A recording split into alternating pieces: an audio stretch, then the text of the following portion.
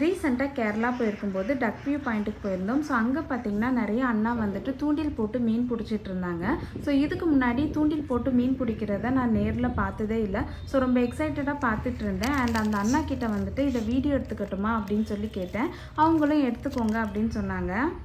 First அந்த அண்ணா வந்துட்டு அவங்க எடுத்துகிட்டு வந்த புழு எல்லாத்தையும் தூண்டிலோட முள்ளை மாட்டிட்டு அதுக்கப்புறம் தூண்டில வந்து தண்ணியில் வீசினாங்க. அவங்க தூண்டில வீசின கொஞ்ச நேரத்துலேயே மீன் வந்து மாட்டிடுச்சு.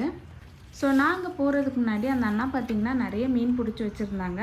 அண்ட் அந்த மீன் எல்லாத்தையும் ஒரு வலையில் போட்டு தண்ணிக்குள்ளே போட்டு வச்சுருந்தாங்க. ஸோ அந்த மீன் கூடயே இப்போ பிடிச்ச மீனையும் சேர்த்து போட்டாங்க. ஸோ இந்த மீன் எல்லாத்தையும் என்ன செய்வீங்கன்னு கேட்டேன். அவங்க வந்துட்டு இதை நாங்கள் சமைச்சு சாப்பிடுவோம் அப்படின்னு சொன்னாங்க.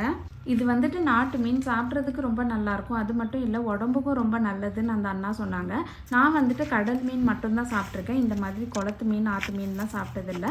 ஸோ உங்களில் யாருக்கெல்லாம் குளத்து மீன் ஆற்று மீன் பிடிக்குன்னு சொல்லி கமெண்ட்டில் சொல்லுங்கள். டாட்டா.